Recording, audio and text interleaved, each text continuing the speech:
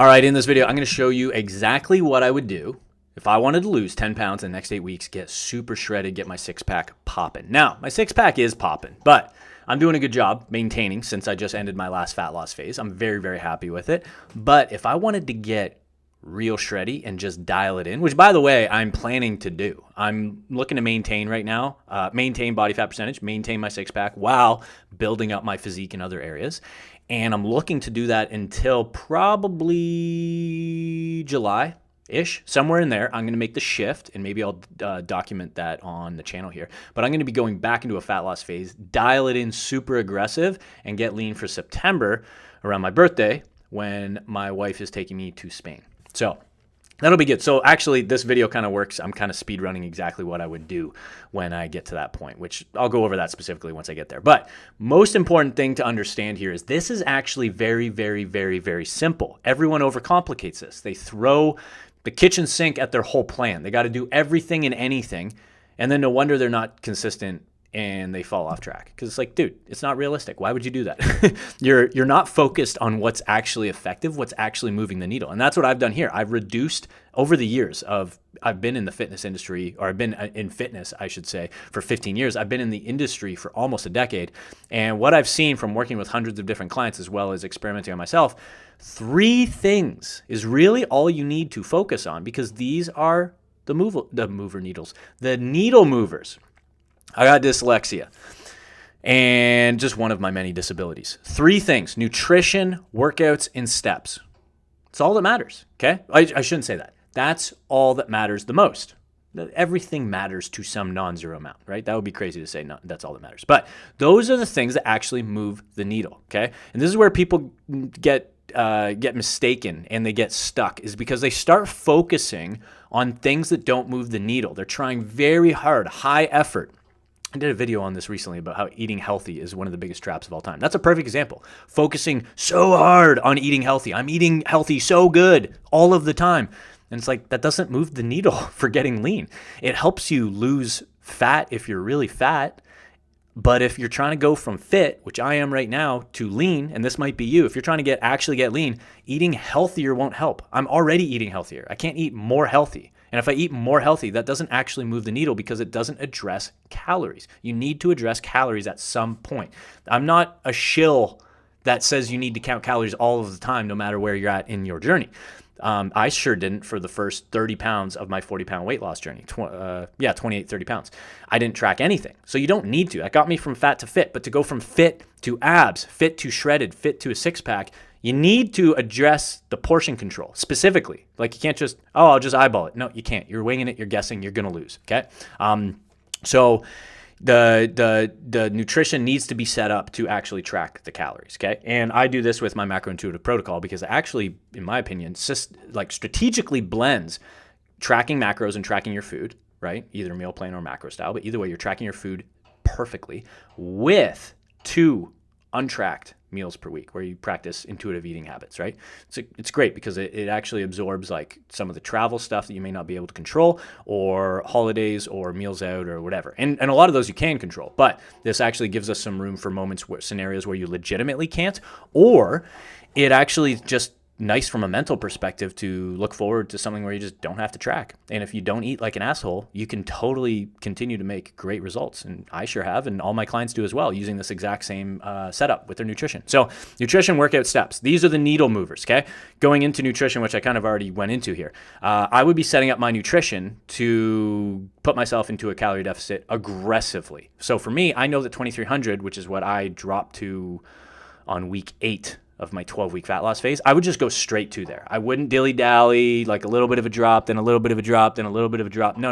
I'm at 3,000 calories right now. This is right around my maintenance. I would just drop it immediately to 2,300, 700 calorie deficit, and just blast it. Get super hungry, suffer, crush it, track everything perfectly, okay? You could go meal plan style too and just build out breakfast, lunch, and dinner with the exact same meals. My meals are pretty much the same anyway, but I still track my macros because I might switch out some of the veggies or the odd protein source changes. Sometimes the carb source changes, even though it doesn't really. The meals are pretty much the same, but I'm still just going to track my macros. Worked great last time.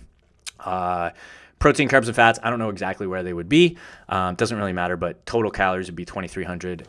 Pretty aggressive calorie deficit there. Second thing, workouts, okay? Workouts I would set up again, this depends on the season of life I'm in. If I need to control my time, limit my time in the gym and really be economical with my time while optimizing for quality and intensity to make sure I'm still progressing, then I would use what I call my 3% training method. Okay. This isn't anything super fancy. It's just what I call leveraging density style training. So this would be stuff like drop sets, rest pause sets, cluster sets, and things like that, and supersets as well. Anything that maximizes time or optimizes for time, but still keeps the quality of the work high.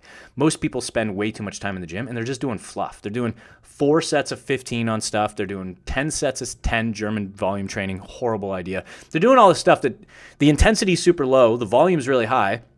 They get a pump, but nothing actually changes. Their physique doesn't do anything. And if we're also being honest, the whole point of the workouts during a fat loss phase is to support muscle preservation. You'll get a little bit of muscle growth depending on where you're at in the journey, and depending on also if you're using steroids or not, and depending on genetics. But for the most part, we are trying to preserve muscle mass, okay?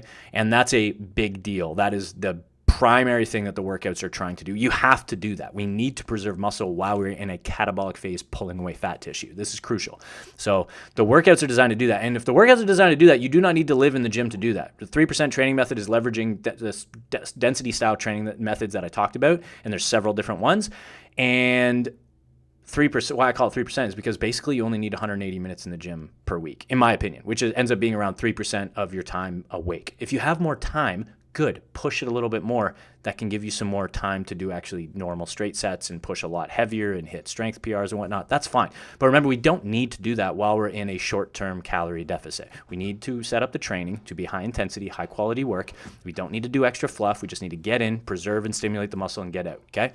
And so I may leverage that if I'm in a season of growth with my business, or I'm focused more on other hobbies and social things maybe in my life or whatever, or I'm traveling a lot, whatever it may be.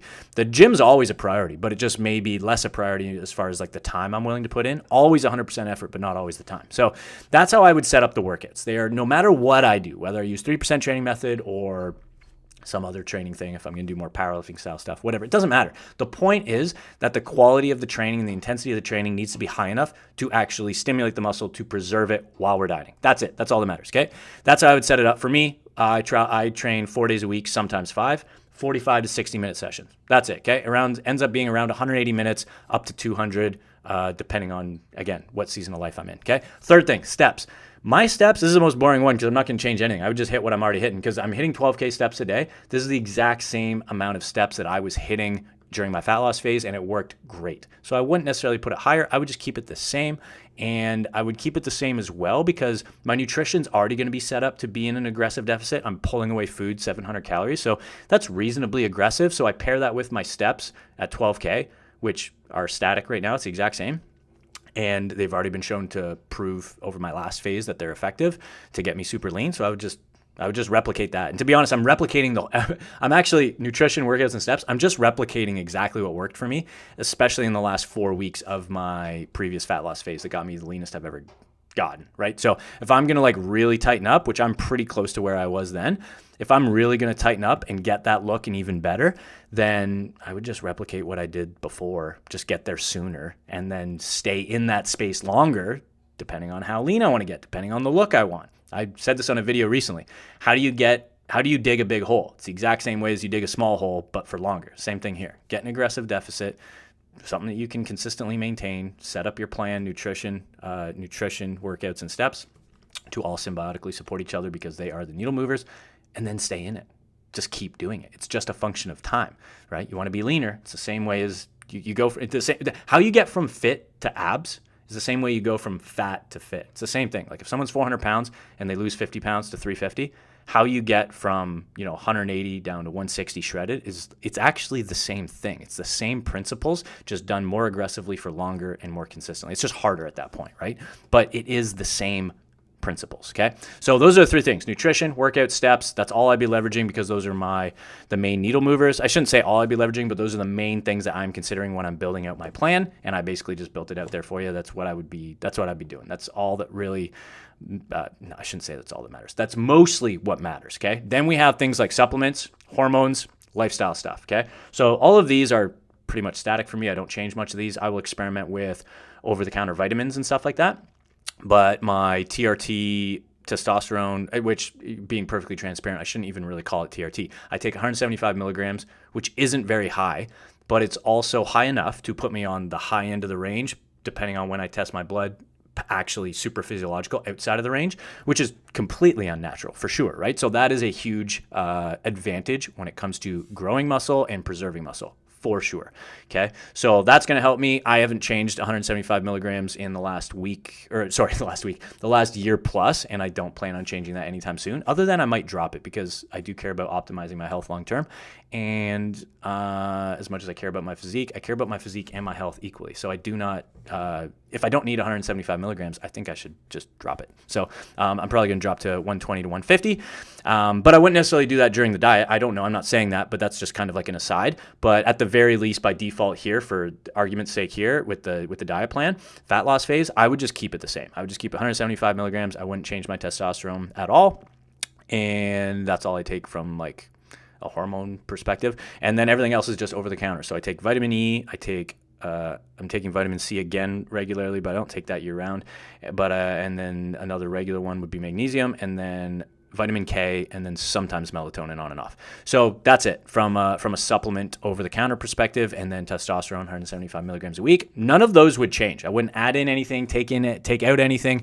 Just for a fat loss phase, all of that stays static. I'm just leveraging the needle movers, nutrition, workouts, and steps. Honestly, workouts wouldn't change a ton. And actually, steps don't really change a ton. It's mostly just the nutrition, if we're being honest, right? But it is going to be those three things that we need to leverage and make sure the plan is addressing. So that's exactly what I'm doing here. Make sure your plan, if you're going to kind of take inspiration from this, make sure your plan addresses those three needle movers as well. Otherwise, you are just wasting your time on a bunch of fluff that doesn't actually do anything, right? So you could have a ton of high effort and you're not going to get much ROI on that if it's not focused on the right things that actually move the needle. Okay, so that's pretty much it. That's what I would do if I was going to set up a very, very simple plan for dropping 10 pounds over the next 8 weeks, getting a poppin' six-pack for summer. I'm going to actually be doing this when I head to Spain in September, so I'll probably do lots of videos kind of explaining that and document it as I go. Make sure, if you like this video, to hit like and subscribe to the channel. I got lots more of these videos coming down. I'm dropping these every second day right now, which is dope, including the podcast every Wednesday. Hope you love this stuff. If you don't, make sure to leave a comment below and let me know how much you hate it so that I can cry and then argue about it with you and call you names. Anyways, love you, bye.